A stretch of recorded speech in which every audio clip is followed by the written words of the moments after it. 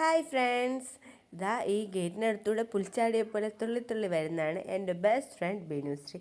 ഞങ്ങൾ ഏകദേശം ഒരു 10-14 വർഷത്തെ ഫ്രണ്ട്ഷിപ്പുണ്ട്. 5ാം ക്ലാസ് തൊട്ട് തുടങ്ങിയ ഫ്രണ്ട്ഷിപ്പാണ്. ഞങ്ങൾ ബെസ്റ്റ് ഫ്രണ്ട്സ് ആവാൻ തന്നെ ഉള്ള മെയിൻ കാരണം എന്ന് പറയുന്നത് ഞങ്ങളുടെ പേരുകളാണ്. അനുശ്രീ, ബിനുശ്രീ. ആ 2 പേരുകളാണ് ഞങ്ങളെ ബെസ്റ്റ് ഫ്രണ്ട്സ് ആക്കിയത്. അവൾക്കും എന്നെപ്പോലെ താഴെ വരെ മുടി ഉണ്ടായിരുന്നു. ഇപ്പോൾ അവളുടെ മുടിയെല്ലാം വെട്ടിക്കളഞ്ഞേക്കുന്നത്. എന്തിനാടി മുടി വെട്ടിയെന്ന് ചോദിച്ചാൽ അവളെ വഴക്ക് പറഞ്ഞു. അപ്പോഴാണ് അവൾ ക്യാമറ കണ്ടത്. അപ്പോൾ അവൾ ചോദിച്ചു, എന്തുവാടി നീ എൻ്റെ ഫോട്ടോ എടുക്കുവാണോ, പാട്ടൊക്കെ എടുക്കണ്ടേടി, ഞാൻ കുറച്ച് ആറ്റിറ്റ്യൂഡൊക്കെ ഇടത്തില്ലേ എന്നൊക്കെ എൻ്റെ അടുത്ത് പറഞ്ഞു. പിന്നെ അവൾ കുഞ്ഞിനെ കളിപ്പിക്കുക, അവൾ കുഞ്ഞിനെ കാണാൻ വേണ്ടി വന്നതാണ്. അവൾ കഴിഞ്ഞ 6 മാസം മുന്നേ വന്നിട്ട് പോയതായിരുന്നു.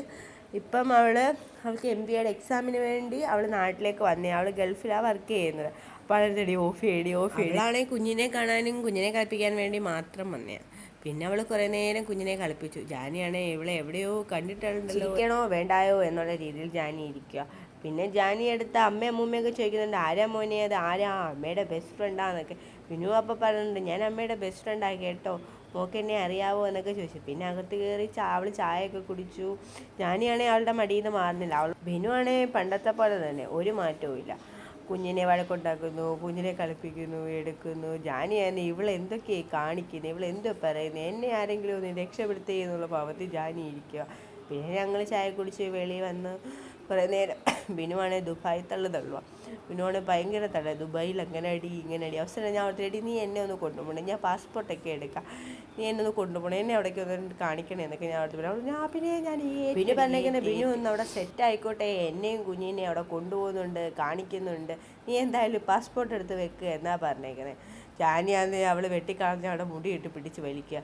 എനിക്കന്നെ അത് കാണുമ്പോൾ വിഷമം വരും. ഞാൻ അവളെ കൂടുതൽ വഴക്ക് പറഞ്ഞുകൊണ്ടിരിക്കുക. അമ്മയാന്നേ ബിനുവിൻ്റെ ദുബായി തള്ളി കേട്ടിരിക്കുക. ബിനുവാന്നെ ഭയങ്കര തള്ളി കേട്ടിട്ട് ഇനി കുറച്ച് നേരം കിടന്ന് കേൾക്കാന്നുള്ള രീതി അവൾ കിടന്നു. പിന്നെ ബിനുവാന്നെ ഞാൻ പോവാടി, സന്ധ്യയായി, കുറേ നേരം ആയില്ലേ വന്നിട്ട്. ഏകദേശം ഒരു 4 മണിയൊക്കെ ആയപ്പോൾ ബിനുവിനെ വീട്ടിൽ നിന്ന് 1000 വട്ടം വിളിച്ചാലേ ബിനു പിന്നെ വീട്ടിൽ വന്നാൽ ഇവിടുന്ന് പോകത്തില്ല. ഞങ്ങൾ പഠിക്കുന്ന സമയങ്ങളിൽ മിക്ക ദിവസവും അവൾ വീട്ടിൽ വരുമായിരുന്നു. ഞാൻ പിന്നെ ഒറ്റ മോളായതുകൊണ്ട് എന്നെ അമ്മ എങ്ങും വിടാറില്ല. ഞാൻ പിന്നെ ബിനുവിനോട് വേണ്ടി കുറച്ച് കഴിഞ്ഞ് പോവാടി. അവൾ പറഞ്ഞു, എടി പോട്ടടി, ഇനിയെങ്കിലും ചെന്നില്ലെങ്കിൽ അവൾക്ക് വീട്ടിൽ ചെന്നിട്ട് വേറെ എവിടെയും പോകാനുണ്ട്. പിന്നെ അവൾ കുഞ്ഞിനോട് യാത്രയൊക്കെ പറഞ്ഞു. ലിപ്സ്റ്റിക്ക് പോകാതിരിക്കാൻ അവൾ പപ്പ് കടിച്ച് കുഞ്ഞിന് ഉമ്മയൊക്കെ കൊടുത്തു. ജാനിയാണെങ്കിൽ അവളിവിടെ പോകാൻ റെഡി ആയിട്ടിരിക്കുക. ജാനിയെ ഒന്ന് വിളിക്കടി, ഞാനും വരുന്നടി എന്നുള്ള രീതിയിൽ ഇരിക്കുക.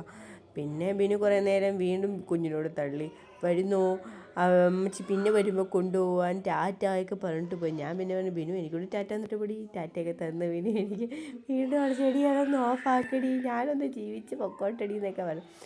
പിന്നെ എൻ്റെ അടുത്ത് പറഞ്ഞു, അവൾ പോകുന്നതിന് മുന്നേ ഒരു ദിവസം വീണ്ടും വരാം. അവൾ ഗേറ്റിനിടയ്ക്കൂടെ നോക്കിയപ്പോൾ ഞാൻ, റെഡി നീ അടിപൊളിയായിട്ടുണ്ട് കേട്ടോ, ഫോണിൽ കൂടെ നല്ല ഭംഗിയുണ്ട് കാണാം. അപ്പോൾ എന്നാൽ നീ എൻ്റെ 2 ഫോട്ടോ എടുത്തേക്കടി, ഞാൻ കുഞ്ഞിനെ ഒന്നുകൂടി കളിപ്പിക്കാടി. അവളാണെങ്കിൽ ഞാനൊന്നും പറഞ്ഞില്ലേ രാമനാരായണൻ എന്ന് പറഞ്ഞ പോലെ അൺഎക്സ്പെക്റ്റഡായിട്ട് അവൾ കുഞ്ഞിനെ കളിപ്പിച്ചു. പിന്നെ ഞങ്ങൾ കുറേ ഫോട്ടോസും വീഡിയോസും ഒക്കെ എടുത്തിട്ടുണ്ടായിരുന്നു. പിന്നെ അവൾ യാത്ര പറഞ്ഞ് പോയി. പിന്നെ അവൾ വീട്ടിൽ ചെന്നിട്ട് മെസ്സേജ് അയച്ചു, ഞാൻ എത്തിയിട്ടുണ്ടെടി, കുഴപ്പമൊന്നുമില്ല.